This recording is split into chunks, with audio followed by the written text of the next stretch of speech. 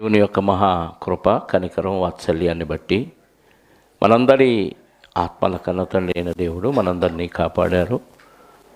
మరొక క్రీస్తు పునరుద్ధాన దినాన్ని అనుగ్రహించి మనందరం సభగా చేరి, చిన్న సమాజంగా చేరి దేవుని స్తుతించి ఆరాధించడానికి ఇచ్చిన అవకాశాన్ని బట్టి తండ్రికి తన కుమారుడైన క్రీస్తు ద్వారా మనందరి తరపున కృతజ్ఞతాస్తుతులు చెల్లిస్తూ చిన్న ప్రార్థన సహాయాన్ని కోరుకొని వాక్యాన్ని ధ్యానం చేద్దాం. కృపా కనికరము కలిగిన మా పరలోకపు తండ్రి, అద్వితీయుడా, అగోచరుడా, ఆత్మస్వరూపి, ఆకాశ మహాకాశాలు పట్టజాలని అనంతమైన అద్భుతమైన మీ ఆత్మలోని భాగాన్ని సూక్ష్మ రూపము ధరింపజేసి ఈ మట్టి శరీరాల్లో పెట్టి శరీరము యొక్క ఆయుష్ తీరిన మరుక్షణం మీ దగ్గరికి చేరాలని మీరు ఆశపడ్డారు. కానీ ఈ లోకానికి వచ్చిన మేము లోకములో ఉన్న మలినాన్ని అంటించుకొని మా హృదయాల్ని పాడు చేసుకొని తద్వారా ఆత్మను శరీరాన్ని కల్మషపరుచుకొని నిత్య నరకాగ్నికి చేరే స్థితిలో మా బ్రతుకులు ఉండగా మీరే మా గురించి ఆలోచించి ప్రణాళికను రచించి మీ కుమారుని బలిపశువుగా మా కోసం వధించి ఏ పాపము ఎరుగని ఆయన మీద మా పాపములు మోపి మా నిమిత్తం ప్రాయశ్చిత్తాన్ని ఆయన మీద మోపి మాకు ప్రాయశ్చిత్తాన్ని కలిగించినందుకు మీ స్తోత్రాలు. ఆయన ద్వారా పాప క్షమాపణ పొందిన మేము పరిశుద్ధులుగా, నిర్దోషులుగా, యథార్థవంతులుగా ఉండాలని మీరు ఆశపడ్డారు. దానికోసమే ఈ సంఘాన్ని మీరు ఏర్పాటు చేసినందుకు స్తోత్రాలు చెల్లిస్తూ ఇందులో మేము ఎలా ప్రవర్తించాలో, దానివల్ల మాకు వచ్చే లాభం ఏంటో మేము తెలుసుకునే క్రమంలో ముందుకు సాగుతూ ఉండగా మీ ఆత్మ సహాయముతో నాలోనూ మీ పిల్లల్లోనూ కావలసిన జ్ఞానవాక్కులు స్థిరపరిచి బలపరచండి. మహిమ, ఘనత, ప్రభావాలు మా అందరి ద్వారా మీరే పొందుకొనమని మా రక్షకుడు, మా పాప విమోచకుడైన క్రీస్తు యేసు అతి శ్రేష్టమైన నామములో ప్రార్థించి అడిగి వేడుకొనుచున్నాను పరలోకపు తండ్రి, ఆమేన్. చేరువచ్చిన మీ అందరికీ ప్రభు అయిన క్రీస్తు నామములో నా శుభములు, వందనాలు. ప్రభునందు ప్రియమైన దేవుని వారలారా, మరొక క్రీస్తు పునరుద్ధాన దినాన దేవుడు మనందరినీ సమావేశపరిచాడు. ఈ సందర్భంలో లోకములో చాలా సభలు జరుగుతూ ఉన్నాయి. రాజ్యసభ, శాసనసభ, లోక్సభ, వీటితో పాటు దొంగల సభ, వీటితో పాటు కార్మిక సభ, వీటితో పాటు హిజ్రాల సభ, డ్వాక్రా సభ, ఇంకా ఐక్యరాజ్య సమితి, మరి కార్మికుల సభ, ఇంకా చెప్పండి. బ్రెజిల్ దేశంలో అయితే వ్యభిచారుల సభ కూడా జరిగిందంట. అంటే మాకు న్యాయం కావాలి, పోలీసులు రైడింగ్ చేస్తారని వాళ్ళు కూడా ఒక సభ ఏర్పాటు చేసుకున్నారంట. ఇలా రకరకాల సభలు సమాజంలో కనపడుతూ ఉన్నాయి. ఎవరికి సమస్య వచ్చినా వాళ్ళంతా ఒక గ్రూపుగా తయారై యూనిటీగా, ఐకమత్యంగా ఉండి వాళ్ళ యొక్క హక్కుల్ని మరి ఎవరైనా హరిస్తే దానికోసం పోరాటం చేసే క్రమంలో ముందుకు వెళ్ళటానికి ఎన్నో సభలు ఈరోజు సమాజంలో కనపడుతున్నాయి. సీఎం సభ, పిఎం సభ, సంతాప సభలు అంటే చిన్న చిన్నగా జరుగుతాయి అక్కడక్కడ కదా. ఎవరైనా చనిపోతే సంతాప సభ, పెద్ద వ్యక్తి చనిపోతే అంటే అందరికీ పరిచయం ఉన్న వ్యక్తి, ఒక నాయకుడు చనిపోతే దేశవ్యాప్తంగా సంతాపాన్ని ప్రకటిస్తూ ఉంటారు. ఈ టీవీలు రాని రోజుల్లో అయితే ఒక వారం రోజులు ఒక రాజకీయ నాయకుడు ఎవరైనా స్వతంత్ర సమరయోధుడు చనిపోతే వారం రోజులు ఒక ట్రాజడీ మ్యూజిక్ వేసేవాళ్ళు. ఏ స్టేషన్ మార్చినా రేడియోలో వారం రోజులు ఒక విషాదకరమైన సంగీతమే వినపడేది తప్ప ఇంకెలాంటి పాటలు కానీ ఎలాంటి ఉండేది కాదు. అక్కడక్కడ న్యూస్ ఉండేవి అంతే. అంటే ఆయన ఆత్మశాంతి కోసం వాళ్ళ ఆలోచన. ఒక విషాదకరమైన మ్యూజిక్ని వినిపిస్తూ ఉండేవాడు, ఎందుకంటే సంతాపం. ఇలాంటి సభలు సమాజంలో చాలా జరుగుతున్నాయి, మనకు తెలుసు. కానీ ఒకే ఒక్క సభ సమాజంలో కనపట్లేదు. అదేంటో మనం ఒకసారి వాక్యంలో చూద్దాం. కీర్తన గ్రంథం 111వ అధ్యాయము మొదటి వచనం చదువుదాం ప్రియులారా. యెహోవాను స్తుతించుడి, ఎక్కడ? యథార్థవంతుల సభలోను సమాజములోను పూర్ణ హృదయముతో నేను యెహోవాకు కృతజ్ఞతాస్తుతులు చెల్లించెదను అంటున్నాడు. ఎవరంటున్నారు? దావీదు గారు. యెహోవాని స్తుతించండి, ఎక్కడ? యథార్థవంతుల సభలోను సమాజములోను పూర్ణ హృదయముతో నేను యెహోవాకు కృతజ్ఞతాస్తుతులు చెల్లించెదను. ఎక్కడుంది ఈ సభ? సభ ఎక్కడ? యథార్థవంతుల సభ. ఏమండి, మొహమాటం లేకుండా చెప్పండి. నేను నా హృదయంలో ఎవరి పట్ల ద్వేషం లేకుండా, ఎవరి పట్ల అసూయ లేకుండా, ఎవరి పట్ల ఈర్ష్య, కుళ్ళు, కుట్ర అసలు ఏమీ లేకుండా యథార్థ హృదయంతో ఉన్నాను, ఇదిగో ఈ సభలోకి వచ్చాను అని చేతులు ఎత్తగలిగిన వాళ్ళు ఎవరన్నా ఉన్నారా? చాలా కష్టం కదా. ఎక్కడో ఎంతో కొంత చిన్న విషపు చుక్క లాంటిది లోపల ఎవరో ఒకళ్ళ మీద, అది చిన్నది కావచ్చు పెద్దది కావచ్చు, ద్వేషం ఉంటుంది. దేవుడు కోరుకున్న సభ ఎలా ఉండాలనుకున్నాడంటే యథార్థవంతుల సభ. ఎలాంటి సభ? యథార్థవంతుల సభలో పూర్ణ హృదయంతో దేవునికి యెహోవాను స్తుతించాలి కదా. పూర్ణ హృదయం అంటే సగమేమో, సగం కాదు, 90% ఇంటి దగ్గర, 10% ఇక్కడ, 100% ఇక్కడ ఉంటే హృదయం. చెప్పండి, హృదయం ఎక్కడ ఉన్నదని వెతుక్కుంటున్నారు కొంతమంది, పాట కదా. హృదయం ఎక్కడుందో వాళ్ళకే తెలియట్లా. లోకం చుట్టూ తిరుగుతుంది హృదయం. ప్రేయసి ప్రియులైతే ప్రేయసి దగ్గర ప్రియుడి హృదయం, ప్రియుడి దగ్గర ప్రేయసి హృదయం. హృదయం దేవుని దగ్గర ఉంటే పూర్ణ హృదయంతో దేవుని స్తుతించాలి అంటే నీ మనసంతా దేవుడైపోయినప్పుడు ఎక్కడ ఉంటాం? యథార్థవంతుల సభలోకి వేగరమే వచ్చేయాలి అనే ఆలోచన ఉంటుందండి. కానీ అలాంటి యథార్థవంతులు కనపట్టే దేవుడు కోరుకున్న సభ అది. యథార్థవంతుడు అంటే దేవుడు యథార్థవంతుడు. ఆయన గురించి మాట చూడండి. కీర్తన గ్రంథం 18వ అధ్యాయము 30వ వచనం. దేవుడు యథార్థవంతుడు, యెహోవా వాక్కు నిర్మలము. దేవుడు యథార్థవంతుడు, ఆయన మాట లేదా యెహోవా వాక్కు అనగానే యేసుక్రీస్తు వారు. ఆయన వాక్కు నిర్మలము, ఆయన పరిశుద్ధుడు. యథార్థత అనగానే పరిశుద్ధత ఉన్న వాళ్ళలో ఉండేది, ట్రాన్స్పరెంట్ అంటారు ఇంగ్లీష్లో.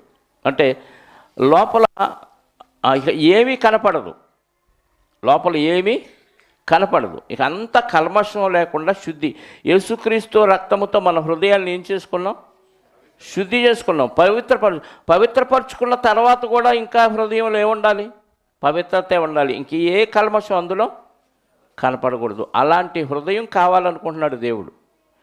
యథార్థవంతుల సభలో ఉన్నవారు ఎలా ఉండాలంటే ఏ కల్మషం లేకుండా, ఎవరి మీద ద్వేషం లేకుండా, ఎవరి మీద అసూయ లేకుండా శుద్ధిగా ఉండాలి.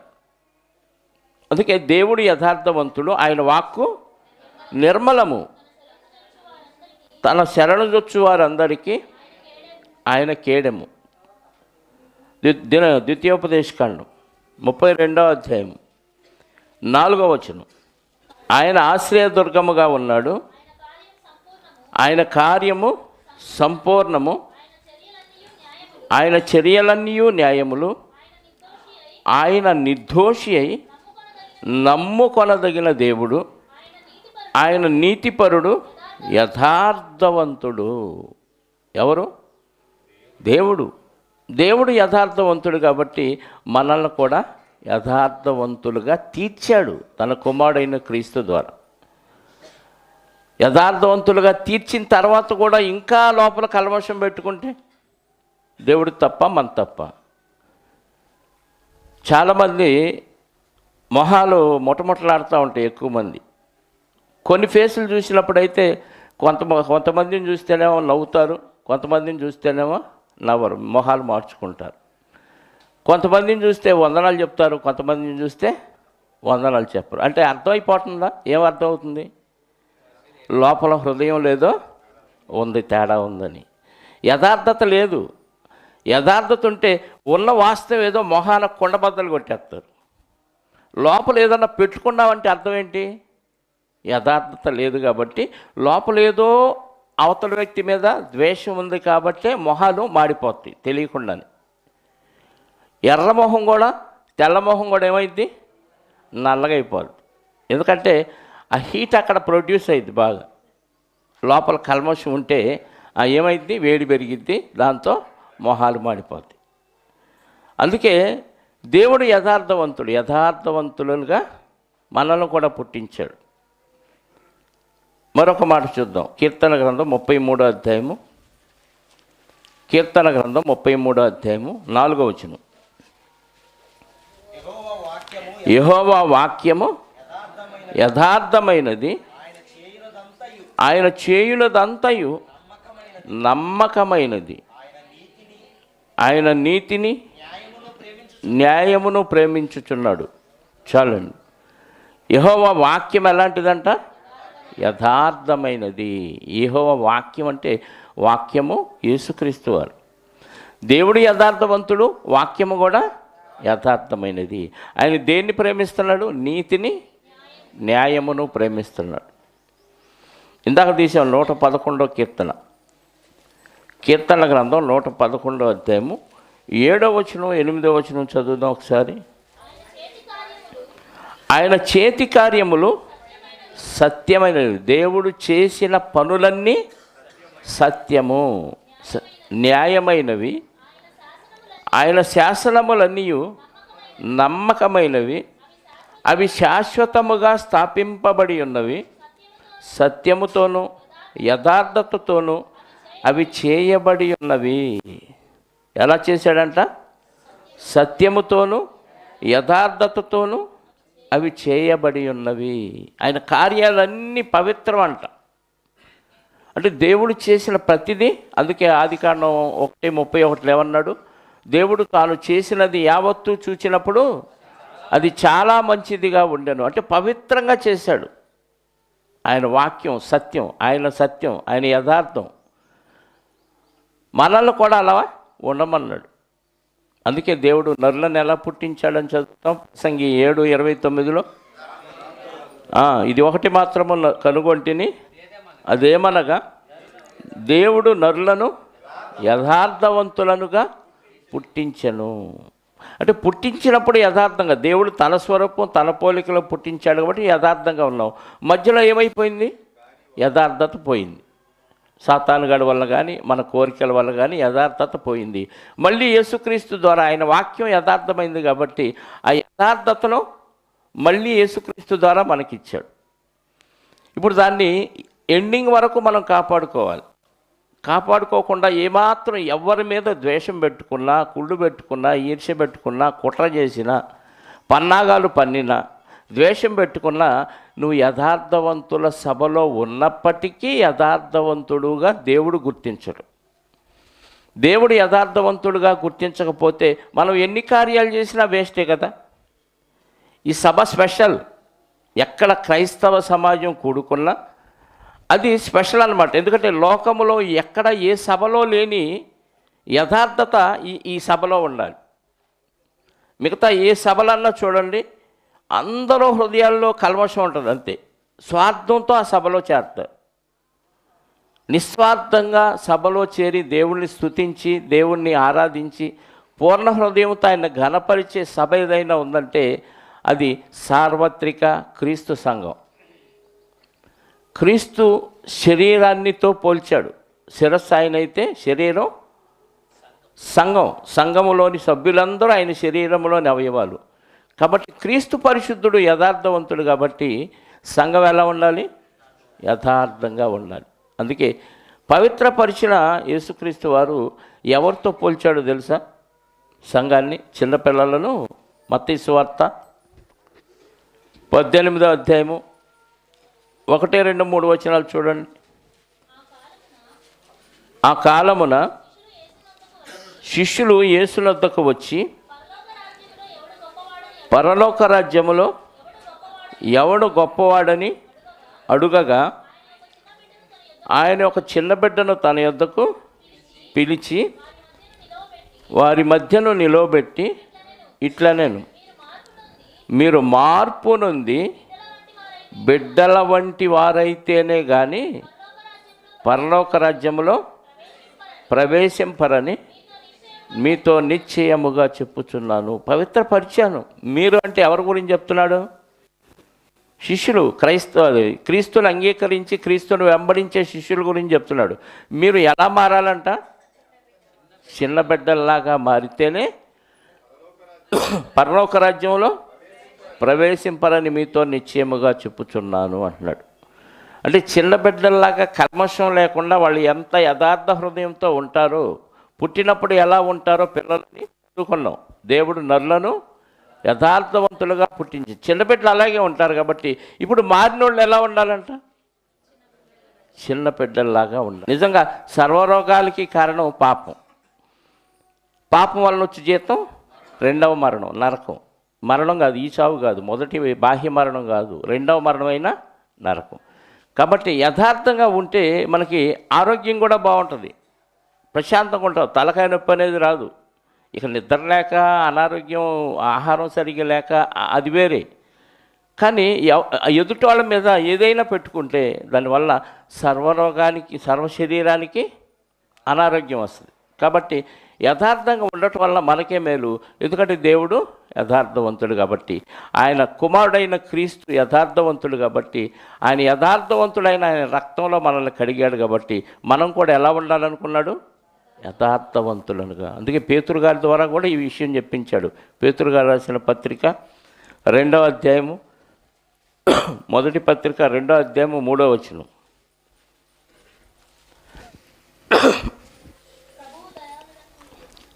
ప్రభువు దయాళుడని మీరు రుచి చూచి ఉన్న ఎడల సమస్తమైన దుష్టత్వమును, సమస్తమైన కపటమును, వేషధారణను, అసూయను, సమస్త దూషణ మాటలను అలాగే ఉంచుకొని, లేదా ఉంచుకుందాంలే. ఎన్ని ఉన్నాయి అందులో? 5. దుష్టత్వం, కపటం, వేషధారణ. వందనాలక్క భలే అంటారు కదా. ఎంత దానివే నువ్వు, అప్పుడు భలే డైలాగ్ అన్నావుగా, నన్ను సరిగా పలకరీలేదుగా. ఈ లోపల అంటే పైకి ఎట్టం ఉంది, ఎంత నవ్వుతా వందనాలు చెప్పారు అని సంబరపడిపోతాం. లోపలంట కపటం, వేషధారణ. పైకేమో వందనాలు నవ్వుతూ, లోపల అన్నీ తందనాలి. ఇది పనికిరాదంట. అన్నీ మాని అన్నడా?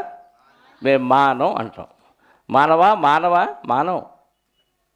దేవుడి స్వరూపంలోకి మార్చాలని మానేయంట్రా అంటే నీకు టేస్ట్ అర్థం కాల.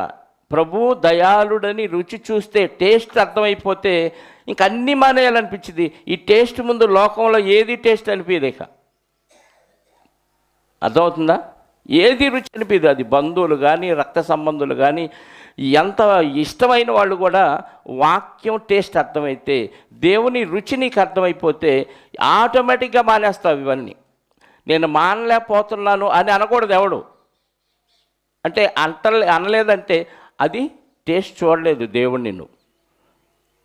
ఏదైనా మంచి ఇష్టమైన పదార్థం టేస్ట్ చూసావనుకో పలాని హోటల్లో, ఇంకా వేరే హోటల్కి వెళ్ళబుద్ధి అయిద్దా? వెళ్తే అక్కడికే, దూరమైనా సరే అక్కడికే వెళ్ళి తినాలనిపించింది. నిజంగా దేవుడి టేస్ట్ మనకు అర్థమైతే ఇంకా ఏది తినాలనిపించదు. అన్నీ వదిలేయి. ఏది కావాలి? దేవుడే కావాలి. దేవుడు అర్థమైతే లోపల హృదయంలో ఇదిగో ఈ లక్షణాలు ఏవైతే ఉన్నాయో, కపటము, దుష్టత్వం, వేషధారణ, అసూయ, ఈ లోపల ఉంటే బయటికి వచ్చే డైలాగులు చెప్పండి ఏముంటాయి? వేరుగా దూషణ మాటలు. అవతలోడు నొచ్చుకునే విధంగా మాట్లాడితే దూషణ మాట. ఏమంటే వాక్యానికి విరుద్ధంగా ప్రవర్తిస్తున్నా నొచ్చుకునే విధంగా మాట్లాడితే దూషణ కాదు. మళ్ళీ అవతల వ్యక్తి సరిగా లేకపోతే వాక్యంతో సరి చేస్తే అది దూషణ కాదు. అవతల వాడిని అన్నీ బాగున్నా కించపరిచే విధంగా మాట్లాడతాం. అవి ఎప్పుడు వస్తాయి అంటే ఇదిగో ఈ 4 లోపల ఉంటే ఆటోమేటిక్ 5వది బయటకు వచ్చింది. హృదయం నిండిన దాన్ని బట్టి నోరు మాట్లాడను. లోపల ఇవి ఉన్నాయి కాబట్టే అలాంటి డైలాగ్ వచ్చింది. పనికి మాలినోడా, దుష్టుడా, నీచురాలా అన్నాం అనుకోండి, ఏం మాట అది? దూషణ మాట. అవతల వాళ్ళు నొచ్చుకున్నారు. ఇవి లేకపోతే లోపల ఆ డైలాగ్ రాదు. అంటే లోపల ఎలా ఉండాలి? ఇవన్నీ మాని క్రొత్తగా జన్మించిన శిశువులను పోలిన వారై నీ వాక్యము నిర్మలం అన్నాడు. ఇందా చదివాం కదా, నీ వాక్యము నిర్మలము. నిర్మలమైన పాలు తాకి కూడా లోపల ఇవన్నీ ఎలా ఉంటున్నాయి? పాలు పౌష్టికాహారం అంట, అన్నీ ఉంటాయి దానిలో. అవి ఇస్తే చాలు మనిషి హ్యాపీగా బతికేయచ్చు. అందుకే చిన్నప్పుడు పిల్లలకి పాలే ఇస్తారు. వాక్యం కూడా పాల లాంటిది. అలాని ఈ పాలల్లో కూడా మళ్ళీ ఇంకా గట్టి పాలు ఉన్నాయి, ఇంకా స్ట్రాంగ్ పాలు ఉన్నాయి. ఎదిగే కొద్దీ బలమైన ఆహారం పెట్టాలి. అన్నప్రాసన రోజు ఏం చేస్తాం? పాలుతో పాటు ఇంకొంచెం బలమైన ఆహారం, ఇంకా ఎదిగి పళ్ళు వస్తే ఇంకా బలమైన గట్టి పదార్థాలు పెడతాం. నిర్మలమైన మనస్సాక్షి కలిగిన వారై, అంటే వాక్యం అనే పాలని నిర్మలమైన మనస్సాక్షితో, అంటే లోపల ఇవేమీ హృదయంలో పెట్టుకోకుండా అప్పుడు ఆ పాలను తీసుకుంటే ఆ పాల వలన మొత్తం శుద్ధి అయిపోద్ది. ఏదన్నా ఉన్నా కానీ ఒక్కొక్క వాక్యం మనకు తెలుస్తున్నప్పుడు, ఓహో ఈ వాక్యానుసారంగా నేను లేనా, ఆడు లేడా కాదు, ఆమె లేదా కాదు, ముందు ఎదుటోళ్ళ గురించి మనం వాళ్ళు ఉన్నారా లేదా విచారించే ముందు మనం ఏం చేసుకోవాలి? నేనున్నాను అనుకుంటే నువ్వు కూడా ఉండు అని రిక్వెస్ట్ చేయి. నేను ఉన్నానో లేదో డౌట్ పడుతూ మన గురించి మనం ఆలోచించుకోకుండా ఎదుటోళ్ళు ఉన్నారా లేదని విమర్శిస్తే నీ కంటిలో దూలం పెట్టుకొని ఎదుటి వాటి కంట్లో నలుసు తీయటానికి ట్రై చేస్తే ఎలా ఉంటుంది? నీ కంట్లో ఆల్రెడీ దూలం ఉంది, నీకేం కనపట్ల, అందులో ఉన్న దూలం అయితే ఏమన్నా తీయొచ్చాము తడివి, నలుసు తీయలేం, కనపడదు. ముందు ఇది బాగుండాలి కదా, చూపు బాగుండాలంటే నీ కంట్లో ఏం ఉండకూడదు. కాబట్టి ముందు మనల్ని మనం విమర్శించుకొని చెప్పండి, ఎదుటి వాళ్ళని విమర్శించాలి. అలా విమర్శించాలి అని అంటే ముందు మనల్ని మనం శుద్ధి చేసుకోవాలి. నా హృదయం దేవుని ఎడల ఎలా ఉంది, చుట్టుపక్కల నా సహోదరులు ఎడల ఎలా ఉంది, ఎవరి మీదన్నా ద్వేషం ఉందా, ఎవరి మీదన్నా ఈర్ష్య ఉందా, ఎవరి మీదన్నా పగ ఉందా, ఇవన్నీ ఎప్పటికప్పుడు మనం ఆలోచించుకుంటూ ఉండాలి. మన గురించే జాగ్రత్త పడుతూ ఉంటే యథార్థ హృదయంతో పూర్ణ హృదయంతో దేవుని స్తుతించటానికి సంఘానికి వస్తాం. దేవుని స్తుతించడానికి సంఘానికి వచ్చి భలే పాడలేదు, నేనైతే భలే పాడేవాడిని కదా, వాళ్ళు సరిగా వాక్యం చెప్పలేదు, నేనైతే బాగా చెప్పేవాడిని, అసలు వాడికి ఏమి రాదు, ఈ ఆలోచనలు మనలో ఉండకూడదు. ఎదుగుతున్నాడు, నేర్చుకుంటున్నాడు, ఇదిగో సరి చేద్దాం. ఎవరో ఒకేసారి ప్రవీణులు గారు ఎక్స్పర్ట్స్ ఎవరు మెల్లిమెల్లిగా ఎదుగుతుండు. ఎంతకాలం పోయినా ఎదగలేదనుకో ఆడు మరగుజ్జోడని వదిలేయటమే. నీకు అర్థమైందా? తిండి అయితే పెడుతున్నాం, బిడ్డ ఎదగట ఏమంటారు అలాంటి వాళ్ళని? అక్కడక్కడ కనపడతారు మనకు టౌన్లో. వయసు చూస్తే ముసలోళ్ళు జుట్టు నరిసి ఉంటుంది, పళ్ళు ఊడిపోయి ఉంటాయి, చూస్తే భూమికి జాండే. ఎందుకంటే ఎదగలేదు, మరి శరీర తత్వం అంతే. ఇంకా వాడు బతుకు వదిలేయటం. అందుకే ఎలా ఉండమన్నాడు, ఏయి మానేయమన్నాడు?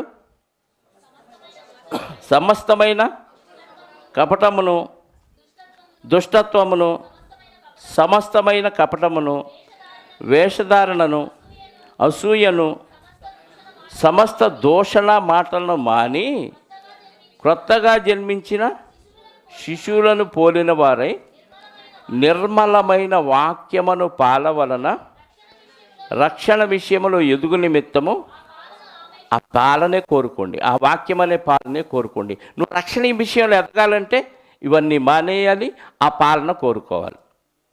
నిర్మలమైన వాక్యం అనే పాలు, ఏ వాక్యం పడితే అది కాదు. మళ్ళీ కొన్ని సంఘాలకు వెళ్ళండి, నిర్మలమైన వాక్యం దొరకదు, పక్క నుంచి ఏదో వేస్తాడు నంజుకోవటానికి. అది బయట నుంచి తీసుకొచ్చిన సరుకు. పెట్టకథలు, కట్టుకథలు చెప్పి వాక్యాన్ని కలిపి చెప్పేస్తూ ఉంటారు. అవి నిర్మలమైన పాలు కాదు. మనమేమనుకుంటామంటే అవి కూడా పాలేగా అంటాం. ఒరిజినల్గా గేదె నుంచి తీసిన పాలకి ప్యాకెట్ పాలకి ఎంత వ్యత్యాసం ఉంటుందో తెలుసా? రెండు పాలే, రెండు టీ పెట్టుకోవచ్చు, రెండు తోడు పెట్టుకోవచ్చు. కానీ దీనిలో ఉన్న సరుకు దానిలో ఉండదు. దానివల్ల రోగాలు వస్తాయి, దీనివల్ల ఆరోగ్యం వచ్చింది. అంత తేడా ఉంటుంది. అన్ని పాలేగా. ఏ చర్చి అయితే ఏమండి, ఎక్కడికి వెళ్తామండి, వాళ్ళు వాక్యమేగా చెప్తున్నారంటే నీ వాక్యము నీ హృదయాన్ని మార్చలేకపోతుంది. వాళ్ళ దగ్గర విన్న వాక్యం నీలో పరివర్తన తీసుకురాలేకపోతుంది. నీ హృదయాన్ని యథార్థతగా ఉంచలేకపోతుందంటే అందులో కల్తీ ఉందని అర్థం. నిర్మలమైన వాక్యమును పాలను అపేక్షించండి, ఆ పాలను కోరుకోండి. ఏది పడితే అది వాక్యం, ఏది పడితే అది పాలని. ఆ రైల్వే స్టేషన్లో తాగే పాలు తెలుసా? టీ. ఆవు పాలు కూడా కాదు అవి, ఈ పౌడర్తో తయారు చేసిన పాలు. ఆ పౌడర్ ఎలా తయారవుతుందంటే మళ్ళీ దానికి చాలా కెమికల్స్ కలుపుతున్నారు. ఈ తనిఖీ చేసేవాళ్ళు కూడా తెలుసుకోలేకపోతున్నారు. ఎందుకంటే దీనిలో ఉన్నవన్నీ దానిలో కనపడుతున్నాయంట మీటర్ పెడితే. తేడా తెలియట్లా. అంటే కల్తీలో అంతా ప్రవీణులు అయిపోయారనమాట. ఎందుకంటే వాళ్ళ హృదయం ఎలా ఉందంటే యథార్థంగా లేదు దేవుని ఎళ్ళ. కాబట్టి వాళ్ళ హృదయంలో ఎదుటోడు ఏమైపోతే మనకెందుకు, మనం బాగుపడితే చాలు అనుకున్నారు, స్వార్థపరులు. కాబట్టి అదే ఈ సభలో ఉన్నవాళ్ళైతే మనకు నష్టం వచ్చినా పర్లేదు, ఎదుటోడు బాగుండాలని కోరుకుంటాడు. అందుకే ఆ పాలను అపేక్షించండి. అలాంటి వ్యక్తుల్ని దేవుడు ఇష్టపడతాడు. అలా లేవనుకొని తీసి అవతల పడేస్తాడు. మనకు పాత నిబంధనలో ఇశ్రాయేలుకి మొట్టమొదటి రాజు ఎవరైనా సౌలు రాజు. మంచిగా ఉంటాడు, శాశ్వత కాలం ఆయన్నే ఇశ్రాయేలు మీద ఆయన వంశంలోంచి వచ్చిన వాళ్ళనే రాజుగా ఉంచాలని దేవుడు ఆయన్ని ఎన్నుకొని అభిషేకింపజేసి సమూయేలు గారితో రాజుగా నియమిస్తే దేవుడు చెప్పిన మాట వినకుండా అమాలేకుల విషయంలో తప్పు చేశాడు. ఒక మాట చూడండి, సమూయేలు మొదటి గ్రంథం 15వ అధ్యాయము. సమూయేలు మొదటి గ్రంథం 15వ అధ్యాయము. దేవుడు చెప్పినట్టుగా ఆయన చేయలేదండి. 15వ అధ్యాయము 17 నుంచి చదువుదాం. అందుకు సమూయేలు 11 చదువుదాం ముందు. సౌలు నన్ను అనుసరింపక వెనుక తీసి నా ఆజ్ఞలను గైకొనకపోయెను గనుక అతన్ని రాజుగా నిర్ణయించినందుకు నేను పశ్చాత్తాపపడుచున్నాను. ఎవరు చెప్పారు ఈ మాట? దేవుడు సమూయేలు గారితో చెప్తే సమూయేలు గారు వెళ్ళి సౌలు గారితో చెప్తున్నాడు. ఆయన రాజుగా నియమించినందుకు నేనే పశ్చాత్తాపడతానని దేవుడే సమూయేలు గారితో చెప్పి సౌలుకు చెప్పయ్యా ఈ మాట అంటున్నాడు. చదవండి. అందుకు సమూయేలు కోపావేశుడై రాత్రి అంతా యెహోవాకు సౌలు మీద కోపం వచ్చింది, దేవుడికి ప్రార్థన చేస్తున్నాడు. ఇప్పుడు 17 చదువుదాం.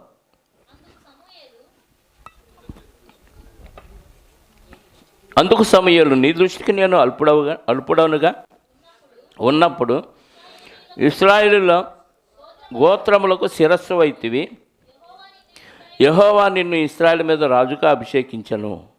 మరియు యెహోవా నిన్ను సాగనంపి నీవు పోయి పాపాత్ములైన అమాలేకులను నిర్మూలము చేయము, వారు లయమగు వరకు వారితో యుద్ధము చేయమని సెలవీయగా నీవు ఎందుచేత యెహోవా మాట వినక దోపుడు సొమ్ము మీద ఎగబడి ఆయన దృష్టికి కీడు చేసితివి? దేవుడు చెప్పినట్టు చేయాలి. అందే చాలా విషయాల్లో సర్దుకుంటాం మనం. ఇలా కూడా చేయొచ్చు కదా, అలా కూడా చేయొచ్చు కానీ అడ్జస్ట్ చేసుకుంటాం. దేవుడు ఖచ్చితంగా ఏ మ్యాప్ అయితే గీశాడో అందులో కుడికి కానీ ఎడమకు కానీ తొలగకూడదు. అమాలేకుల మీదకి వెళ్ళి యుద్ధం చేసి ఏది నువ్వు తెచ్చుకోవద్దు, అన్నీ నిర్మూలన చేయాలన్నాడు.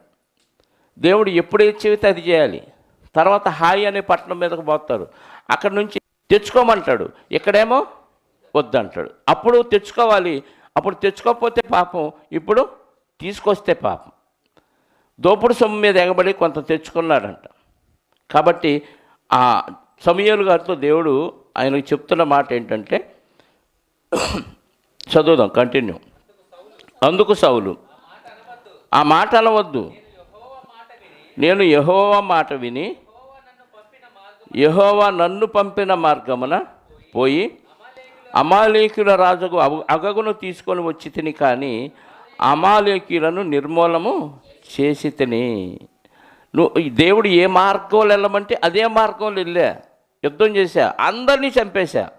నువ్వు చెప్పినట్టే అందరినీ చంపా, నువ్వు చెప్పినట్టే ఏ మార్గంలో కావాలంటే ఆ మార్గంలోనే వెళ్ళాను, అగాగును ఒక్కడిని మాత్రం తెచ్చాను అంటున్నాడు. ఇంకా తెచ్చిన వాటి గురించి చెప్పట్లేదు ఇక్కడ. అగాగుతో పాటు ఇంకేం తెచ్చాడు? అయితే గిల్గాల్లో నీ దేవుడైన యెహోవాకు బలి అర్పించుటకై జనులు శపితములకు గొర్రెలలోను ఎడ్లలోను ముఖ్యమైన వాటిని తీసుకొని వచ్చిరని సమూయేలుతో చెప్పాను.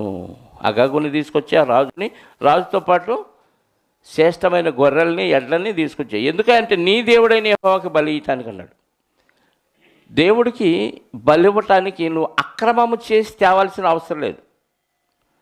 చాలామంది కొన్ని ప్రాంతాల్లో వాటాలు పంచుకుంటూ ఉంటారు. నేను ఇదిగో దొంగతనానికి వెళ్తున్నాను. ఒకప్పుడు స్టువర్ట్పురంలో దొంగలు ఉండేవాళ్ళంట బాగా.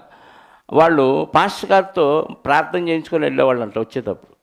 ఏమని, ఈరోజు నేను వెళ్ళి దొంగతనం చేసి ఎవరికి దొరకకుండా వస్తే ఇదిగో ఎంత భాగం నీకు ఇస్తాను దేవుడికి, అంటే పాస్టర్ గారికి, మిగిలింది నేను తీసుకుంటానని ప్రార్థన చేయించుకొని వెళ్తే ఈ పాస్టర్ గారు ప్రార్థన చేసేవాడండి. అది నిజంగానే దోచుకొని వచ్చాడు అనుకో, పాస్టర్ గారికి రాను 50-50 అయిపోయిందంట. అంటే అక్రమ సంపాదనలో కూడా దేవుడు తీసుకుంటాడనే ఒక ఆలోచన ఆ దొంగలకి కల్పించారు. ఇక్కడ దేవుడు ఏమంటున్నాడు 22, అందుకు సమూయేలు తాను సెలవిచ్చిన ఆజ్ఞను ఒకడు గైకొనుట వలన యెహోవా సంతోషించున్నట్లు ఒకడు దహన బలులను అర్పించుట వలన ఆయన సంతోషించున. నువ్వు అక్రమంగా తెచ్చి దహన బలులు అర్పిస్తే దేవుడు సంతోషిస్తాడా? ఎవరు సంతోషించరు. దేవుడికి కావాల్సింది యథార్థ హృదయముతో దేవుడు చెప్పినట్టు చేయటమే. నేను ఇలా కూడా చేయొచ్చని మన సొంత ఆలోచన పెట్టుకున్నాం అనుకో, అది దేవుడి కోసమేగా. మోసం చేసి సంపాదించాం, చందా వేసాం, దేవుడికే ఇచ్చాక. చాలామంది ఎలక్షన్లకు డబ్బులు తీసుకొని ఆ దేవుడికి దానిలో 10% ఇచ్చారంట సంఘాల్లో. పాస్టర్ గారిని తీసుకోవచ్చా తీసుకోకూడదని చాలామంది పాస్టర్లు అడిగి, తీసుకోండి, దేవుడి సొమ్ము దేవుడికి ఇవ్వండి, వాళ్ళే ఇస్తున్నారు కదా తీసుకోండి అన్నారు. అది సక్రమా అక్రమా చెప్పండి? వాళ్ళు డబ్బులు ఇస్తుంది అధికారికంగానా అనధికారికంగానా? తీసుకోమన్నారా? లేదు కదా. మరి తీసుకొని దాంట్లో దొంగ సొమ్ములో దేవుడికి వాడటం. మళ్ళీ ఇది తీసుకునే పాస్టర్లు కూడా ఏం పర్లేదు దశం భాగం అందులో వేయండి. కొంతమంది అయితే నువ్వు తీసుకుంటున్నావు కాబట్టి ఉచితంగా వస్తుంది కాబట్టి 50-50 అన్నారంట. ఇది స్టువర్ట్పురం పాస్టర్లాగా. దేవుడు అది కోరుకోవట్లే. నువ్వు యథార్థంగా సంపాదించి దేవుడికి చెయ్యి సేవ.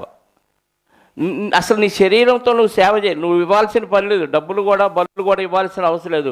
నువ్వే నాకు కావాలంటున్నాడు దేవుడు. సజీవ యాగంగా మీ శరీరాలే నా కోసం సమర్పించుకున్నాను. నువ్వు ఇచ్చే కానుక నాకెందుకు? ఆ కానుక కూడా నువ్వు అబద్ధాలు ఆడి మోసాలు చేసి వ్యాపారాలు చేసి దొంగతనంగా సంపాదించి నాకెందుకు? నువ్వు అక్రమంగా మాలికుల దగ్గర దోసుకొచ్చి నాకు బలి ఇవ్వటానిక? అలాంటి బలు నేను తీసుకుంటానా? ఒక్కడు నా ఆజ్ఞను గై వల్ల నేను సంతోషిస్తాను. నువ్వు నా మాట వినటం ముఖ్యం. నువ్వు అక్రమం చేసి నాకేదో ఇవ్వాలని, నన్ను ఏదో పెద్దోడిని చేయాలని నువ్వు అలాంటి కార్యక్రమాలు చేయవసరం లేదని చెప్తున్నాడు సమూయేలు గారి ద్వారా సౌలు గారికి. ఒకడు నా ఆజ్ఞను గైకొనుట వలన యెహోవా సంతోషించినట్లు ఒకడు దహన బలులు అర్పించుట వలన ఆయన సంతోషించిన. ఆలోచించుము, బలులు అర్పించుట కంటే ఆజ్ఞను గైకొనుటయు, పొట్టేళ్లను కొవ్వు అర్పించుట కంటే మాట వినుటయు శ్రేష్టము. తిరుగుబాటు చేయుట సోది చెప్పుటను పాపముతో, దేవుడి మాటకు వ్యతిరేకంగా తిరుగుబాటు చేయటం సోది చెప్పుటను పాపముతో సమానము. మూర్ఖతను అగపరుచుట మాయా విగ్రహములను గృహదేవతలను పూజించుటతో సమానము. యెహోవా ఆజ్ఞను నువ్వు విసర్జించితివి గనుక నీవు రాజుగా ఉండకుండా ఆయన నిన్ను విసర్జించను. అంటే దేవుడి మాట ఖచ్చితంగా ఉంటుంది. ఎస్ అంటే ఎస్, నో అంటే నో. చెప్పినట్టు చేయటమే. ఇందులో అడ్జస్ట్మెంట్లు లేవు, రాజీలు లేవు. వద్దు అంటే వద్దు, కావాలి అంటే కావాలి. అందుకే పోస్ట్ ఊడిపోయింది. ఇప్పుడు మనం రాజులైన యాజక సమూహం దేవుడు చెప్పినట్టు చేయాలంటే మన హృదయం ఎలా ఉండాలి? దేవుని ఎదుట యథార్థంగా ఉండాలి. ఉంటే కరెక్ట్గా చేస్తాం. ఎవడేమన్నా అనుకోనియండి, వీడు మూర్ఖుడురా, వీడు అందరిలాగా చెయ్యడురా, తిట్టుకుంటారు. నన్ను చాలామంది తిట్టుకుంటున్నారు. మరి ఈ పారంపర్య ఆచారాల విషయాల్లో చాలామంది తిట్టుకుంటారు. ఈయనేంది అది చేయనీడు, ఇది చేయనీడు అని. దేవుడు చేయమనలేదు కదా, చేయమన్నప్పుడు నువ్వెందుకు చేయాలి? అందరు చేస్తున్నారు కదా, అందరూ పోతారు నరకానికి, నువ్వు పోతావా? చెప్పండి. ప్రత్యేకింపబడిన జనాంగం, వాళ్ళ హృదయంలో శుద్ధి లేదు, వాళ్ళు యథార్థ హృదయులు కాదు. నువ్వు యథార్థ హృదయుడుగా దేవుడు యేసుక్రీస్తు ద్వారా తీర్చినప్పుడు మనం ఎలా ఉండాలి? అందరు చేశారు కదా అని నువ్వు కూడా పోతావా? చెప్పండి. నలుగురు నడిచిందే బాట ఈ లోకంలో, కానీ ఆ నలుగురు నడిచిన బాటలో నువ్వు పోవద్దు. దేవుడు ఏర్పాటు చేసిన మార్గంలోనే నువ్వు నడవాలి. అందుకే ఈ సభ ప్రత్యేకం, లోకంలో ఎక్కడా లేదు ఈ సభ, క్రీస్తు సంఘములో మాత్రమే ఉన్నది ఈ సభ, యథార్థవంతుల సభ. ఎప్పటికైనా నీ హృదయంలో ఇంకేమైనా ఉంటే ఏం చేయాలి? తీసేసుకొని సమస్తమైన కపటమును, దుష్టత్వమును, వేషధారణను, అసూయను, దూషణ మాటలను మాని క్రొత్తగా జన్మించిన శిశువులాగా ఉండాలి. వాళ్ళు అన్నీ తిట్టారు యోబు గారి విషయంలో, స్నేహితులు చాలా మంచోళ్ళు, కానీ వాళ్ళు తిట్లన్నీ మనసులో పెట్టుకోవాలా. దేవుడు చెప్పగానే వాళ్ళ గురించి ఏం చేశాడు? బలులు ఇచ్చాడు. వాళ్ళ నిమిత్తం నేను క్షమిస్తాను, నువ్వు బలి అయ్యానంటే. యోబు గారు ఇవన్నీ అదే ఇంతంత మాటలు అన్నారు, నా యథార్థత ఏందో నాకు తెలుసు. ఒకని హృదయాలోచన కొరింథీ మొదటి పత్రిక 2:11 ఉంటుంది చూడండి. అది వాళ్ళకి తెలియదు, శిష్యులకి, స్నేహితులకి. వాళ్ళు మాట్లాడింది వాక్యానుసారమే, ఎందుకంటే అప్పటి వరకు దేవుడు నీతిమంతులకి పాడు చేయలే. కొత్త నిబంధనలు వచ్చే వరకు నీతిమంతులకు అన్యాయం జరగలేదు. యోబు గారిది స్పెషల్ క్యాడర్. ఒక మనుష్యుని సంగతులు, కొరింథీ మొదటి పత్రిక 2:11, ఒక మనుష్యుని సంగతులు అతనిలోనున్న మనుష్యాత్మకే కానీ మనుషుల్లో మరి ఎవరికి తెలియను? అలాగే దేవుని సంగతులు దేవుని ఆత్మకే కానీ మరి ఎవరికి తెలియవు. ఒక మనిషి సంగతులు, నీలో ఉన్న సంగతులు నీకే తెలుసు, నాకు తెలియదు. యోబు గారి సంగతి వాళ్ళకి తెలియదు. యోబు గారికి దేవుడు స్పెషల్గా టెస్ట్ పెట్టాడని యోబు గారికే తెలియదు. వాళ్ళకి ఎలా తెలిసింది? అప్పుడున్న నీతి న్యాయాలు ఏంటి? దేవుడు పరిశుద్ధుల్ని కాపాడుతాడు. సొదొమ గొమొర్రాల విషయంలో లోతు గారిని కాపాడాడు. నోవాహు జలప్రళయం కాలంలో భక్తిహీనులందరినీ చంపేశాడు. నీతిమంతుడైన నోవాహు ఆయన కుటుంబాన్ని కాపాడాడు. పరిశుద్ధులు కాపాడుతాడు. పాపం చేసిన వారికే దేవుడు శిక్ష వేస్తాడు అనేది అప్పుడున్న నియమం. ఆ నియమాన్ని బట్టి వాళ్ళు మరి ప్రేమించే వచ్చారు, చాలా బాగా ఉన్నారు, కానీ వాక్యాన్ని మాట్లాడారు. అక్కడ ఆదరించాల్సిన పరిస్థితి, ఒకవేళ తప్పు చేశాడేమో, పోనీ క్షమాపణ అడుగుదాం, యోబు తరఫున మనం ప్రార్థన చేద్దాం క్షమించమని. ఒకవేళ చేసేవేమో అంటే పర్వాలా, ఖచ్చితంగా వాక్యాన్ని నొక్కి వక్కాణించారు. దేవుడు అన్యాయస్తులుగా తన భక్తులకి అన్యాయం చేస్తాడా? దేవుడు ఎవరికైనా పరిశుద్ధుల్ని బాధిస్తాడా? కరెక్టే, వాళ్ళు మాట్లాడినన్నీ కరెక్టే, కానీ ఆయన పరిస్థితి, ఆయన సిచ్యువేషన్ వాళ్ళు అర్థం చేసుకోలేకపోయారు. ఇవన్నీ వాళ్ళు మాట్లాడారు కదా అని యోబు గారు మనసులో పెట్టుకొని ఇలాంటి మాటలు, డైలాగులు నన్ను అన్నారు కాబట్టి మీ నిమిత్తం చచ్చినా నేను బలులేవని అన్నాడా? ఇచ్చేశాడు. దేవుడు యోబు గారిని బట్టి వాళ్ళని క్షమించాడు. అంటే వాళ్ళది కరెక్టే, యోబు గారిది కరెక్టే. ఇద్దరు యథార్థ హృదయంతోనే ఉన్నారు కాబట్టి పాప క్షమాపణ దొరికింది. ఈ వేళల్లో యథార్థత లేకపోయినా, యోబు గారిలో యథార్థత లేకపోయినా లేదు. అందుకే యోబు గారి గురించి దేవుడు రాయించిన ప్రతి సందర్భంలో ఆయన యథార్థవర్తనుడు. ఒకటి చూడండి, యోబు గ్రంథం. ఊజు దేశమందు యోబు అని ఒక మనుషుడు ఉండెను. అతడు యథార్థవర్తనుడు, న్యాయవంతుడయ్యుండి దేవుని యందు భయభక్తులు కలిగి చెడుతనమును విసర్జించినవాడు. ఏంటంట? చెడుతనము విసర్జించినవాడు. భూమి మీద 9వ వచనం చదవండి.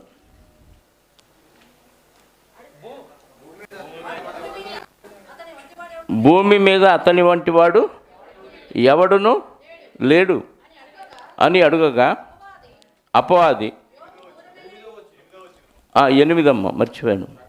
అందుకు యెహోవా, నీవు నా సేవకుడైన యోబు సంగతి ఆలోచించితివా? అతడు యథార్థవర్తనుడు, న్యాయవంతుడినై దేవుని యందు భయభక్తి కలిగి చెడుతనమును విసర్జించను. 2వ అధ్యాయం 3వ వచనం. అందుకు యెహోవా, నీవు నా సేవకుడైన యోబు సంగతి ఆలోచించితివా? అతడు యథార్థవర్తనుడు, న్యాయవంతుడై ఉండి దేవుని యందు భయభక్తులు కలిగి చెడుతనమును విసర్జించినవాడు. 12వ అధ్యాయము. భూమి మీద అలాంటి వాడు ఎవడో లేడని చెప్తున్నాడు. దేవుడే సర్టిఫికేట్ ఇస్తున్నాడు. ఈరోజు నీ గురించి నా గురించి అలాంటి సర్టిఫికేట్ దేవుడు ఇవ్వగలడా? సంఘంలో ఇలాంటి వాడు ఒక్కడు కూడా లేడని ఇవ్వగలడేమో కదా. ఎందుకు అందరి హృదయాల్లో ఏముంది? ఎంతో కొంత గోరోజనం ఎంతో కొంత మొత్తానికి ఏదో కల్మషం ఉంటుంది. అది తీసేసుకుంటే మంచిది ఈ రోజు నుంచి. 12వ అధ్యాయము 4వ వచనం. నా స్నేహితునికి అపహాస్యాస్పదముగా ఉండవలసి వచ్చెను, నీతియు యథార్థ గలవారు అపహాస్యాస్పదముగా ఉండవలసి వచ్చాను. నేను నీతి యథార్థత ఉందని నాకు తెలుసు, దేవుడికి తెలుసు. కానీ ఈరోజు వీళ్ళ ముందేమయ్యాను? అపహాస్యాస్పదముగా ఉండవలసి వచ్చాను. నీ చిత్తమేమో అలా ఉంటున్నాను, వీళ్ళ ముందు నేను హాస్యాస్పదంగా ఉంటున్నాను, అపహాస్యం చేస్తున్నారయ్యా. నేను యథార్థంగా ఉన్నానని నాకు తెలుసు కదా, నీకు తెలుసు కదా అంటున్నాడు యోబు గారు. 27వ అధ్యాయము 5వ వచనం. 27వ అధ్యాయము 5వ వచనం. మీరు చెప్పినది న్యాయమని ఏమాత్రమును ఇవ్వండి. అంతలేసి మాట్లాడుతున్నారు ముగ్గురు స్నేహితులు వచ్చి. అస్సలు నేను సస్యేమిరా ఒప్పుకోను, మీరు చెప్పినవన్నీ కరెక్ట్ అవ్వచ్చు, కానీ నా విషయంలో అది కరెక్ట్ కాదు. ఎంత మాత్రం నేను మీరు చెప్పినవి ఒప్పుకోను. వాళ్ళేమో వాక్యానుసారంగా మాట్లాడుతున్నారు. ఎక్కడా దేవుడు ఇలా చేయలేదు, నీ విషయంలో ఎందుకు చేస్తాడు? ఒకడు నువ్వు చేయలేదు, ఓకే, నీ వరకు ఓకే. నీ కొడుకులు చేశారేమో. ఆయన కొడుకుల నిమిత్తం ప్రతి ఉదయమున వేకువనే లేచి వాళ్ళు ఎక్కడ దేవుని అపరాధం చేశారో అని బలు అర్పిస్తున్నారనే విషయం ఆయన కొడుకులుగా తెలుసు. నిజంగా ఒక్కసారి 10 మంది కొడుకులు చచ్చిపోయారంటే నీ కొడుకు లేదో వాక్యాన్ని బట్టే మాట్లాడారు, వాళ్ళది తప్పులేదు. ఈయన బలులు ఇస్తాడన్న సంగతి వాళ్ళకి తెలియదు. 5వ వచనం 1:5లో ఉంటుంది. యోబు గారు ఏం చేశారు? వారి విందు దినములు పూర్తి అయినప్పుడు యోబు తన కుమారుడు పాపము చేసి తన హృదయములలో దేవుని దూషించిరేమో అనుకొని వారిని పిలువనంపించి వారిని పవిత్రపరిచి అరుణోదయమున లేచి వారిలో ఒక్కొక్క నిమిత్తం నా పిల్లలు ఏమన్నా పాపం చేసి వారి హృదయంలో యథార్థత కోల్పోయారేమో, మళ్ళీ యథార్థత కావాలంటే పాప పరిహారం నిమిత్తం బలు అర్పించాలి. కాబట్టి ఉదయాన్నే లేచి ఏం చేస్తున్నాడు? సూర్యోదయానికి లేచి వాళ్ళ నిమిత్తం. ఈ సంగతి స్నేహితులకు తెలియదు. వెనక ముందు ఆలోచించకుండా వాక్యం టకటక మాట్లాడవచ్చు. మనం కూడా వాక్యం కరెక్టే నువ్వు మాట్లాడింది, కానీ అవతల పూర్వాపరాలు విచారించిన మీదట అంటాడు జడ్జి గారు కోర్టులో. ఎందుకు? సాక్ష్యాలన్నీ కరెక్టే, అన్నీ సమూకరించి ఒక నిర్ణయానికి వస్తాడు జడ్జి గారు, అంతే. ఇది పక్క విన్నప్పుడు ఇది కరెక్ట్ అనిపించింది, రెండో పక్క విన్నప్పుడు ఇది కరెక్టే. ఇద్దరి అన్నీ కలిపి ఆలోచించినాక పూర్వాపరాలు పరిశీలించిన మీదట ముద్దాయి నిర్దోషనో ముద్దాయి నేరస్తుడనో జడ్జిమెంట్ ఇచ్చేస్తాడు. మనం కూడా వాక్యం కరెక్టే, నువ్వు మాట్లాడింది కరెక్టే, కానీ ఆ సిచ్యువేషన్లో అతని పరిస్థితి ఏంటి? నిజంగా చేశాడా చేయలేదు? ఇవన్నీ ఆలోచించాలి. టకామని డైలాగ్ అనేసామనుకోండి, వెళ్ళిపోయిన మాట తిరిగి ప్యాకాట్లు అంటారు. కార్డు జారినా పర్లేదు కానీ కాలు మాత్రం కాలు జారినా పర్లేదు కానీ కార్డు ఒకసారి జారితే పొరపాటు ఈ దేశాన్ని మళ్ళీ తీసుకుంటా అంటే కుదరదంట. అంత పర్ఫెక్ట్ ప్యాకాట్లో.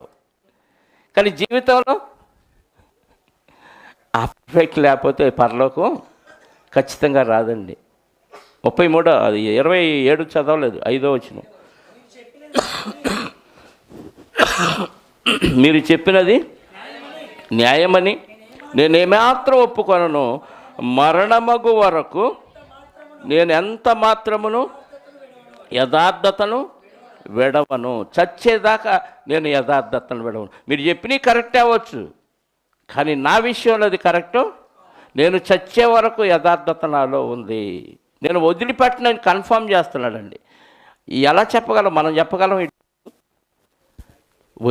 చచ్చే వరకు యథార్థతను వదిలిపెట్టకుండా ఉండాలనుకుంటున్నాను కానీ ఉండలేకపోతున్నాను అంటాం. ఎవరి మీద ఏం ఉండకూడదండి. అలా ఉంటేనే యథార్థవంతుల సభలో నువ్వు ఉన్నట్టు. యథార్థవంతుల సభలో కూర్చున్నా యథార్థత లేకపోతే నువ్వు ఏ సభలో ఉన్నా ఒకటే. 33వ అధ్యాయం అదే యోబు గ్రంథం 3వ వచనం. 33వ అధ్యాయము. నా మాటలు నా హృదయ యథార్థతను తెలుపుచున్నవి, నా పెదవులు జ్ఞానమును యథార్థముగా పలుకును. నా హృదయం యథార్థంగా ఉంది కాబట్టి నా మాటలు ఎలా ఉంటాయి? నేను మాట్లాడే మాటలు వాక్యానుసారంగా యథార్థంగా ఉంటాయి. నువ్వు నొచ్చుకున్నా సరే, ఇష్టపడినా ఇష్టపడకపోయినా. కొంతమందికి నచ్చవు, యథార్థమైన మాటలు నచ్చవు, వెళ్ళిపోతూ ఉంటారు, చనుక్కుంటూ ఉంటారు, కొనుక్కుంటారు, ఏం చేయలేను. యోబు గారు ఏమంటున్నాడు? నా హృదయం దేవుని ఎదుట ఎలా ఉందంట? యథార్థంగా ఉంది కాబట్టి నా మాటలు, జ్ఞానపు మాటలు ఎలా ఉంటాయి? యథార్థంగా ఉంటాయి. అంటే ఆయన హృదయం ఎల్లప్పుడూ యథార్థంగా ఉండటానికి ఆస్తి వైపు చూడలేదు, ఐశ్వర్యం వైపు చూడలేదు. ఆయన ఎప్పుడూ దేవుని వైపే చూశాడు. దేవుడే నా హృదయంలో ఉన్నాడు కాబట్టి పూర్ణ హృదయంతో అన్ని కార్యక్రమాలు చక్కగా చేశాడు. ఒక పక్క శోధన వచ్చింది. వీళ్ళ ముగ్గురు తర్వాత మరొక వ్యక్తి వస్తాడు, ఎలీహు అనే వ్యక్తి. భయంకరంగా శోధిస్తాడు. ఈ ముగ్గురు చాలా తక్కువ, వీడను కూడా తక్కువగా చూస్తాడు. మీరేదో పెద్ద మేధావులు అనుకున్నాను, మీరేదో ఎరగదీస్తారని యోబు గారికి బుద్ధి చెబుతారు. వీళ్ళు ఆల్రెడీ చెప్పారు, మీరు బుద్ధి చెబుతుంటే మీరు వేస్ట్, వృద్ధుల దగ్గర జ్ఞానం లేదు, నా అంత జ్ఞానవంతుడు ఎవడు లేడని ఎలీహు విర్రవీగుతాడు. దేవుడు వాడిని దూషిస్తాడు. జ్ఞానము లేని మాటలు చెప్పి ఆలోచన చెరుపుతున్నా వీడెవడు అంటాడు. కాబట్టి యోబు గారు చనిపోయే వరకు యథార్థతను విడిచిపెట్టల. చివరికి భార్య కూడా ఏమందో తెలుసా? అసలు నీవు ఈ యథార్థంగా ఉండటం వల్లనే మాకు ఈ తెప్పలు వచ్చినాయి అయ్యా. ఒకప్పుడే అలా ఉండేవాళ్ళం. ఎంత ఆస్తి, ఎంతమంది పనివారు, 10 మంది సంతానం, ఇవన్నీ కాక అందరికీ చేతికి ఎముక లేనట్టు దాన ధర్మాలు చేస్తూ ఈ ఇంటి నుంచి ఎంతో ధనాన్ని ప్రజలకి పంచేవాడివి. ఇవన్నీ మంచిగానే ఉండేవి. బాగున్నప్పుడు భార్యలు కూడా బాగుంటారు. వాక్యం నిమిత్తం కష్టాలు వచ్చినాయి అనుకోండి, ఈ వాక్యంలో ఉన్నప్పటి నుంచి మాకు ఈ దరిద్రం పట్టుకుందయ్యా, నువ్వు వదిలేరాదు వాక్యాన్ని, దేవుడిని వదిలేరాదు. ఈరోజు కూడా వెళ్ళాలా అన్న భార్యలు చాలామంది ఉన్నారు. ఇది ప్రార్థనలకు భర్తల్ని వెళ్ళనీయకుండా ఈరోజు కూడా వెళ్ళాలా, వెళ్ళకపోతే అనేవాళ్ళు చాలామంది ఉన్నారు. అలాంటి భార్య యోబు గారికి కూడా ఉంది. ఎందుకంటే ఒక ప్లస్ ఉన్నప్పుడు ఒక మైనస్ ఉండాలి, లాగాలి. అది నీ టెస్ట్ కోసం ఉంచుతాడు దేవుడు. అలా ఉంచినప్పుడు దాన్ని కూడా అధిగమించగలగాలి. ఏమందో చూడండి, 2వ అధ్యాయం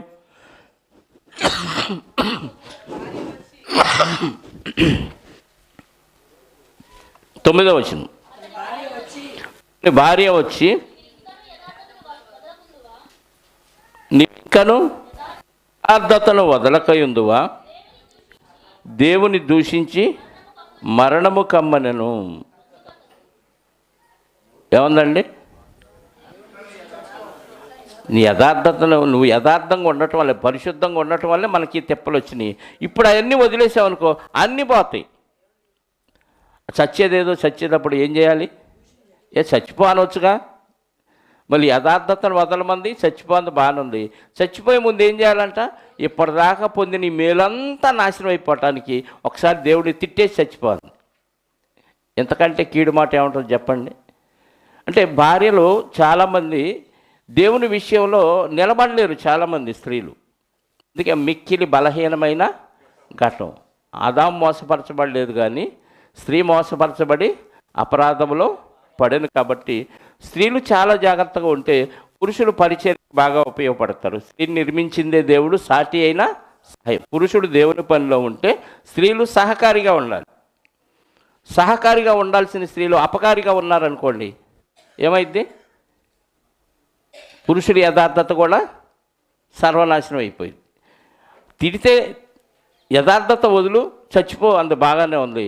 దేవుని దూషించి చచ్చిపోమంటుందంటే ఈ దరిద్రం ఇంతటితో వదిలిపోవాలి, నువ్వు కూడా నరకానికి పోవాలి నాతో పడుతుంది. ఈడ్చుకెళ్ళటానికి ట్రై చేసి చూసారా నరకానికి? ఈ డైలాగ్ ఎందుకు అసలు? యథార్థతను విడిచిపెట్టు. దీనివల్లనే మనకి ఈ దరిద్రం వచ్చింది. ఒకప్పుడు ఎలా ఉండేవాళ్ళు, చచ్చిపో, ఇప్పుడు ఎటు బతుకు బాగలేదు కాబట్టి చచ్చిపో అంటే బాగుంది. దూషించి చచ్చిపోమందంటే ఏంటి అర్థం? నాతో పాటు నువ్వు కూడా నరకానికి పో. యోబు గారు ఎంత యథార్థవంతుడు అంటే మళ్ళీ అదే భార్యని విడిచిపెట్టకుండా యథార్థ హృదయంతో కాపురం చేసి మళ్ళీ 10 మంది పిల్లలు కన్నాడు. అక్కడ నువ్వు మూర్ఖురాలివి అనలేదు, మూర్ఖురాలు మాట్లాడునట్టు నీవు అంటే ఈ మాట మాట్లాడేది మూర్ఖులు. నీకేమొచ్చింది? దయ్యం పట్టిందా? ఆ మాటలు అదే అర్థం. నువ్వు మూర్ఖురాలు కాదు, కానీ మూర్ఖురాలు మాట్లాడినట్టు నువ్వు మాట్లాడకూడదు అన్నాడు. అంటే ఆమె వాస్తవంగా మూర్ఖురాలు కాదు, కానీ ఆ సందర్భంలో అపవాదిగాడు ప్రేరేపించి యోబు గారిని యథార్థత నుంచి తప్పించడానికి కదా ప్లాన్ అంతా అసలు దేవుడితో. కాబట్టి భార్య ద్వారా అయితే పర్ఫెక్ట్గా సక్సెస్ అవుద్ది అనుకున్నాడు. మిగతా వాళ్ళు ఫ్రెండ్స్ ద్వారా ఎంత పడగొట్టినా ఆయన దాదాపుగా నిలబడ్డాడు. కానీ భార్య అయితే సూటబుల్, ఇంకా దీనికి మించిన ఆయుధం లేదు, అణుబాంబు కంటే పవర్ఫుల్. కాబట్టి ఫైనల్గా దీన్ని వాడదాం అనుకున్నాడు, వాడాడు. కానీ ఇక్కడ కూడా యోబు గారు ఫెయిల్ అవ్వలేదు. ఎలీహుని తీసుకొచ్చాడు, అక్కడ కూడా దూషించేశాడు, పక్కన పెట్టాడు. ఇంకా ఎలీహుకు పాపక్షమాపణ ఇచ్చినట్టుగా లేదు బైబిల్లో. 3 స్నేహితులకు మాత్రం బలులు ఇవ్వటం ద్వారా పాపక్షమాపణ లభించింది, ఎలీహుకి ఇచ్చినట్టుగా లేదు.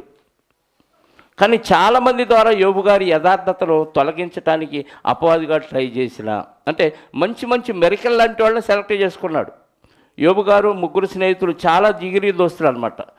దోస్తుల ద్వారా మనల్ని యథార్థతను పక్కన పెట్టడానికి, యథార్థతను పోగొట్టుకోవటానికి, మన జిగిరి దోస్తుల ద్వారానే మనకి కీడు చేయటానికి ట్రై చేస్తాడు. ఇది కుదరలేదనుకో, ఎటు ఉండనే ఉంది పక్కలో బాంబు. ఎవరు? మంచి భార్యలు ఉంటారు కొంతమంది, అందరిని అంటలేదు, అపార్థం చేసుకోకండి. అలా ట్రై చేస్తాడు. ఎందుకంటే దేనివల్ల సాధ్యం కాంది? భార్య వల్ల సాధ్యమైంది. కాబట్టి భర్త బలంగా ఉంటే భార్య బలహీనరాలింది, ఇద్దరు బలంగా ఉంటే ఇక తిరుగులేదు. కొన్ని శ్రమలు వస్తాయి, ఇరుకులు వస్తాయి, ఇబ్బందులు వస్తాయి. అయినా యథార్థతను విడిచిపెట్టకుండా ఉంటే యోబు గారికి ఎలాగైతే డబల్ ఇచ్చాడో, నువ్వు నిలబడితే నీకు డబుల్ ఇస్తాడు. అన్నిటికంటే డబుల్ ఏందంటే పరలోకం ఇస్తాడు, శాశ్వత కాలం ఉండే మహాలోకాన్ని ఇస్తాడు. కాబట్టి యథార్థవంతుల సభలో మనం ఉండాలంటే మనం ఎలా ఉండాలి? ముందు మనం యథార్థంగా ఉంటే నేను యథార్థవంతుడిని, నాతో ఉన్నవారు కూడా యథార్థవంతులుగా ఉండాలని కోరుకోవాలి. వాళ్ళట్ట వీళ్ళెట్ట అనుకున్నాం అనుకోండి, అందులో మనకు కూడా లోపం కనపడుతుంది. ఎదుటి మీద చిన్న చూపు ఎప్పుడైతే చూస్తామో మనలో కూడా ఆ స్వభావం ఎంతో కొంత ప్రవేశించింది. అందుకే ఒకరికంటే ఒకడు యోగ్యులను ఎంచుకోండి అంటే, నాకంటే వాళ్ళే గొప్పళ్ళే అని అనుకున్నాం అనుకోండి, ఎవరి దగ్గర ఏ జ్ఞానం ఉంటుందో తెలియదండి. చిన్నపిల్లల దగ్గర కూడా ఒక్కోసారి మనకు పనికొచ్చే మాటలు, పనికొచ్చే క్రియలు కనపడతాయి. నేను అందరినీ చూసి నేర్చుకుంటా ఉంటా. లోకంలో ప్రతిదాన్ని చూసి దాన్ని వాక్యంతో బేరీజు వేసుకుంటే అది లోక సంబంధమైంది కావచ్చు, అందులో నుంచి కూడా మనం మంచి తీసుకోవచ్చు. అన్నీ కనపడే సందర్భాల్లో చిన్న పెద్ద తేడా లేకుండా ఏదైనా ఒక ఇన్సిడెంట్ జరిగినా, ఒక మాట మాట్లాడినా అందులో నుంచి మనం వాక్యానికి సంబంధించినవి తీసుకోవచ్చు. ఎప్పుడు అది మనకి వర్తించిద్ది, ఎప్పుడు తీసుకోగలమంటే మన హృదయం యథార్థంగా ఉంటే అన్నిట్లోని మంచి తీసుకుంటాం. యథార్థంగా లేకపోతే మంచిలో కూడా చెడు వెతుకుతాం. మనం మంచి మాట మాట్లాడినా ఏదో అంటే బూతుగా పడిద్ది అంతే. అపార్థం చేసుకునే మనస్తత్వం ఉంటే అంతే. యథార్థ హృదయం ఉంటే వాడు నిజంగా తిట్టినా మనకు అది ఎలా ఉంటుందంటే ఆశీర్వాదం లాగా ఉంటుంది. నిజంగా తిట్లు ఆశీర్వాదాలు. ఆటోల మీద చూస్తూ ఉంటాం కదా, మీ ఏడుపులే అలా నిజంగా ఉంటే పోయిద్ది. వాడు రాసుకున్నాడు, వాడు పాటించడు కదా. లోన్ పెట్టి కొన్నాను రా ఏడవద్దురని రాసుకుంటారు కొంతమంది. అప్పు చేసి కొన్నాను రా ఏడవద్దు. ఆటో వెనకాల భలే సూక్తులు కనపడతాయి. అందులో కూడా మనకి మరి యథార్థత ఉంది కాబట్టి కనపడినాయి. అప్పు చేసి కొన్నాను రా అంటే ఆటో భలే ఉందే, ఇడు గొప్పవాడు అయిపోతున్నాడని వెనకాళ్ళు ఏడుస్తాడని వాడు ముందే ఊహించి ఈ డైలాగ్ రాసుకుంటాడు కదా. మనం హృదయం యథార్థంగా ఉంటే ఆడు సంపాదించుకున్నాడు, కష్టపడుతున్నాడు, బాగుపడిని అనుకుంటాం. మనకంటే ఎక్కువగా ఎవడైనా బాగుపడితే మనకు కూడు, అది ఉండకూడదు. యథార్థ హృదయం ఉంటే దేవుడు ఎవరికి ఏది ఇచ్చాడో తన దాని వృద్ధిని ఇచ్చి, రాత్రి చదివాం కదా, అనుభవించుటకు తన భాగము అతనికి అన్నపానములు పుచ్చుకొనుచు తన భాగం అనుభవించుటకు వీలు కలుగజేసిన అతనికి ఆ స్థితి దేవుడు ఆశీర్వాదం వల్ల వచ్చింది అనుకోవాలి తప్ప ఆడికి ఎక్కువ ఇచ్చాడు నాకు తక్కువ ఇచ్చాడు, నాకంటే ఎవడు ఎక్కువగా ఉండకూడదు, నాకంటే ఎవడు అందంగా ఉండకూడదు, నాకంటే ఎవడు నీట్గా ఉండకూడదు, నాకంటే ఎవడు బాగా పాటలు పాడకూడదు, నాకంటే ఎవడు వాక్యం బాగా చెప్పకూడదు, అన్నిట్లో నేనే నంబర్ 1 అని అనుకోవద్దు. అందరికంటే ప్రధాన పాపిని అంటున్నాడు పౌలు గారు. అంత గొప్పవాడు నంబర్ 1 ఆయన వాస్తవంగా, కానీ ఏమంటున్నాడు? ప్రధాన పాపిని అంటున్నాడు. అంత తగ్గించుకున్న పౌలు గారులాగా మనం కూడా తగ్గించుకొని ఉంటే అనుకూల సమయంలో దేవుడు హెచ్చిస్తాడు. ఇవన్నీ మనలో ఉండాలంటే ఖచ్చితంగా మన హృదయం యథార్థంగా ఉండాలి. అలాంటి యథార్థవంతుల మధ్య మనం పెరిగితే మన తర్వాత తరాల కూడా ఎలా పెరుగుతారు? ఆ సంఘానికి వెళ్తే ఎక్కడా కల్మషం లేదయ్యా, ఎక్కడా కుళ్ళు లేదు, ఎక్కడా ఈర్ష్య లేదు, ఎక్కడా ద్వేషం లేదు.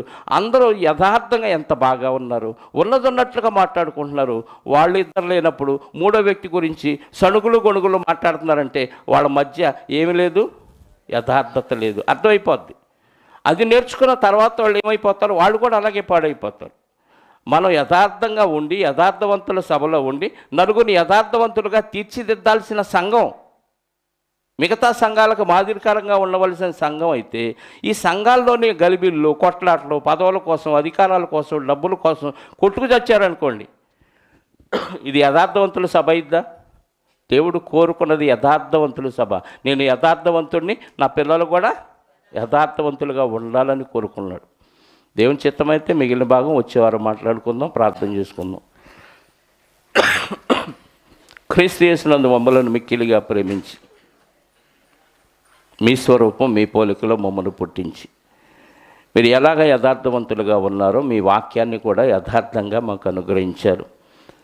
మీ కుమారుడైన యథార్థవంతుడైన క్రీస్తుని మా కోసం బలిపశువుగా సమర్పించి అలాంటి యథార్థత మా హృదయాల్లో ఉండాలని మీరు కోరుకున్నారయ్యా. అందుని బట్టి మీకు స్తోత్రాలు.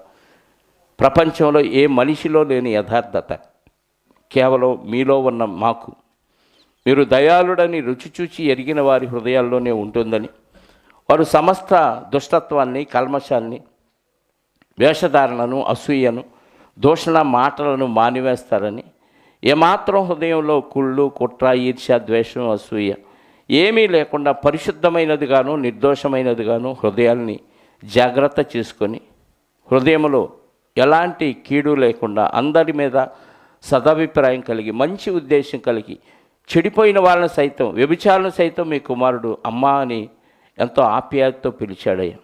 అలాంటి మనసు మా హృదయాల్లో ఉండటానికి మీ వాక్యాన్ని మా హృదయంలో నింపుకొని తద్వారా మేము మీరు అనుకున్న విధంగా యథార్థ హృదయంతో, పూర్ణ హృదయంతో మిమ్మల్ని స్తుతించి ఆరాధించి మీ నామాన్ని ఘనపరచడానికి సంఘములో ఉన్నప్పటికీ, సంఘాన్ని విడిచి బయట తిరుగుతున్నప్పటికీ, మా పని పాటల్లో కూడా మా యథార్థతను విడిచిపెట్టకుండా యథార్థంగా ప్రవర్తిస్తే మీ నుండి రావాల్సిన ఆశీర్వాదాలు మాకు సమృద్ధిగా అందుతాయని, యథార్థత విడిచిన వారికి ఇదిగో సౌలు రాజును ఎలాగైతే మరి రాజ్యం నుంచి తప్పించి రాజ పదవిని తీసివేసి ఎలా శత్రువుల చేతిలో హతమయ్యేటట్టు చేశారో ఎన్నో పాఠాలు మేము నేర్చుకుంటున్నాం. ఎప్పటి నుంచైనా మా హృదయాన్ని యథార్థంగా ఉంచుకొని యథార్థకు మించిన మరి పరిశుద్ధత ఇంకోటి లేదని, అది అంతవరకు కాపాడుకోవాలని మేము నిర్ణయించుకొని ఇక్కడి నుంచే బయటికి అడుగుపెట్టే మనసును మాకు కలిగించమని కోరుకుంటూ వచ్చిన బిడ్డలందరినీ సురక్షితంగా వారి కుటుంబాలకు చేర్చండి. వచ్చిన వారిలో ఎవరెవరికి ఎలాంటి అవసరాలు ఉన్నాయో మీకు తెలుసునైనా, అది అనారోగ్య సమస్య అయినప్పటికీ, ఆర్థిక సమస్య అయినప్పటికీ, మానసిక బలహీనత రుగ్మతలు ఉన్నప్పటికీ, ఎలాంటి సమస్య అయినా క్రీస్తుకు అసాధ్యము కాదు కనుక క్రీస్తు ద్వారా మాకు ఇచ్చిన ఆ స్వస్థతను పొందుకొని మంచి ఆరోగ్యముతోనూ ఆయుష్తోనూ మీ కార్యక్రమాలు యథార్థంగా చేసే బాధ్యత మా మీద ఉంచారు కనుక అలాంటి కార్యక్రమాల్లో పాల్గొనడానికి మీ సహాయాన్ని కోరుకుంటూ మా రక్షకుడు, మా పాప విమోచకుడైన క్రీస్తు యేసు యొక్క యథార్థమైన నామములో ప్రార్థించి అడిగి వేడుకొనుచున్నాను పరలోకపు తండ్రి, ఆమేన్. మనందరి కన్నతండ్రి అయిన దేవుని ప్రేమ, ఆయన ఏకకుమారుడైన యేసుక్రీస్తు వారి కృప, పరిశుద్ధాత్మ యొక్క అన్యోన్య సహవాసము ఇప్పుడు ఎల్లప్పుడూ సకల పరిశుద్ధులకు సదాకాలము తోడై ఉండి నడిపించునుగాక. ఆమేన్. అందరికీ వందనాలు. యథార్థ హృదయంతో ఒకరికొకరు వందనాలు చెప్పుకోండి. సెలవు.